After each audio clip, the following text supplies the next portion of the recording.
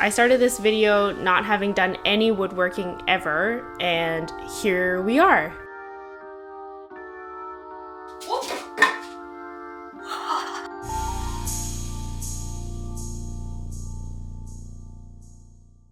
Hi everybody, welcome to the ongoing series of our first home. Today it's just going to be me because Steph has gone back to the rotation at the office. We bought our first home and we're renovating it from top to bottom. It's very old, so if you missed the previous episodes, you can watch it in the playlist in the description. Today I'm working in partnership with Behr.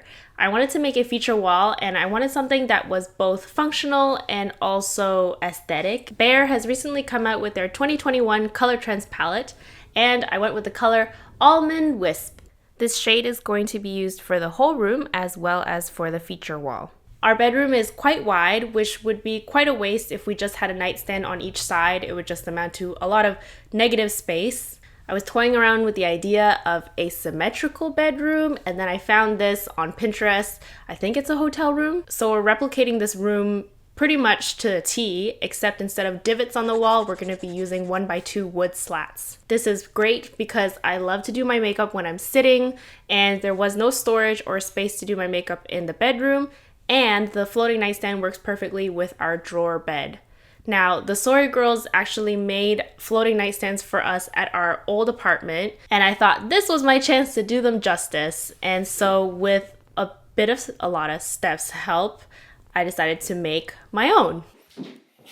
Oh, that's nice. Yeah, I like that. So the wooden slats would be here. Yep. And then the vanity with the mirror. It was really hard to imagine how the space would work with the current blue throwing me way off. Behr has a cool feature on their site called Paint Your Place, where I could virtually paint my room from just uploading a photo. Gotta start with doing the floor. I gotta come here and... Yeah. And from there, we were ready to start prepping, taking out baseboards for flooring and sanding and wiping down the walls. So for the vanity/nightstand, I pretty much followed the Sorry Girls tutorial to a T. I used a 20x96 piece of pine for the external drawer and drawer face. It was my first time using a circular saw, and by the end of it, I got very comfortable with it. And when you get to here, you kind of just gotta go. Whoop. Uh-oh. Why did I stop? My hand got tired. If you have access to a miter saw, that'll get you perfect straight edges, but we made do with what we had, which was apparently not even clamps. Does it fit nice? Mm-hmm. Yeah, it fits real nice. The drawer I had to make from scratch. That was a little intimidating because you have to get all the measurements exactly right in order for it to slide perfectly. I really tried to find a pre-built drawer that I could buy, but because this nightstand is built-in and a custom size, I just had to do it myself.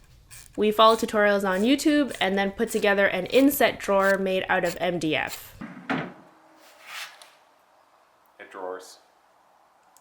The drawers? The drawers.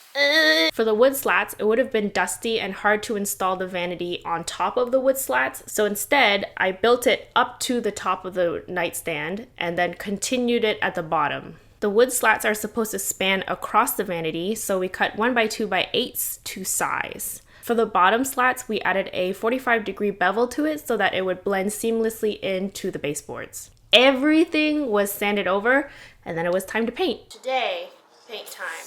The Behr Ultra Scuff Defense Interior Paint and Primer was the perfect product for this endeavor. I wanted the vanity and wood slats to finish seamlessly with the bedroom to keep it looking spacious. The Behr Ultra Scuff Defense paint in eggshell enamel is the perfect finish for a highly used area such as a tabletop. It has a scuff resistance of gloss paint. Yeah, honestly, I think one coat is nice. It's opaque enough to cover up the inconsistency, but you keep the integrity of the wood. I'm down for this. I actually doubled up on the tape. You can never have enough tape because what's worse is that your roller accidentally touches the ceiling and then you have to touch up the ceiling as well as the walls. And because this is a paint primer 2-in-1, I don't need to prime the walls before. The thing I learned the most about these renos is that when you have the right tools and the right equipment, i.e. good tape, good paint, good rollers, and good brushes, it saves you so much time and actually money, because to have to go over this again and again. One coat of paint done, and I just need another coat and I'll be done. Isn't that crazy? And if you're painting the entire house, it's very helpful to not have to do 3 coats all around the house. So after painting the room, Steph continued the flooring well into the night, and then we were ready to install. So we placed the L bracket of the table according to where the studs on the wall are so that it could bear a good amount of weight. I think floating shelves often have the problem of being wobbly after a long time, so this was our way to ensure that it had a good hold. I feel like as these home episodes go on, I progressively look more and more haggard and stress pimply. But this is on. Stefan is back at the office, so I have to silicone this myself. His biggest pet peeve, but I think it's not that bad. The walls are not straight, so when we install the table and the wood slats, we're gonna have to finish it off with a bit of silicone and then paint over it. There's something about him not being here that makes me very insecure, because I feel like, I don't know, never done this before, so neither of us are professionals, but he definitely knows a lot more than I do. Space these babies out on the ground first. If this was perfectly the same width, I would use an extra bar as a spacer, but they're not, so I'm going to measure it perfectly against the wall. I followed a tutorial that I found online on doing a wood slat wall. I'll also link that in the description. Do you see all the measuring apparatuses that I brought with me because I don't trust myself and had to tape this all down? I still didn't trust myself and whoop! Since we'll be mounting the mirror on top of the wood slats, I needed to brad nail to secure the top wood slats in place, but the bottom ones were glued down. Yeah. Oh no. Oh no, no, no. Oh no. Oh my god, it's looking so good. Okay, I'm gonna wood fill where I brad nailed, and then I'm gonna silicone the tops and the bottoms, not the sides, even though there's gaps. I think the sides will be fine. It's just I want to silicone places where it'll collect dust. So the finishing touches include sanding down the wood filler, caulking the top and bottom slats, then touching up with paint. So I did try and clear coat the table and the slats before, but what ended up happening was it stained it kind of yellow, so it was not a true clear varnish. So I sanded them over and repainted it again, but I will probably clear coat the tabletop once I find a true clear coat varnish. And with that, the bedroom is still not complete.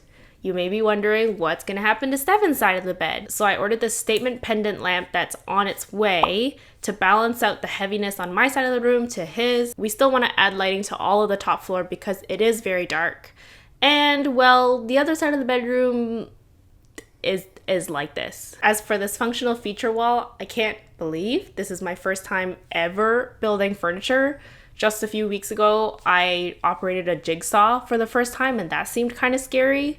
To now, I started this video not having done any woodworking ever, and here we are. The wood slats make the room look super tall, and I finally have a place to sit and do my makeup. This is truly a lazy lady's paradise. Blending the vanity and the slats seamlessly into the wall allows me to be very creative with my decor, and holy cow, did this brighten up the room so much. I hope this inspires you to try your own DIYs at home. What were your thoughts on the shade Almond Wisp? If you were to paint your own feature wall with the Behr 2021 Color Trends palette, let me know in the comments below which shade you would have used.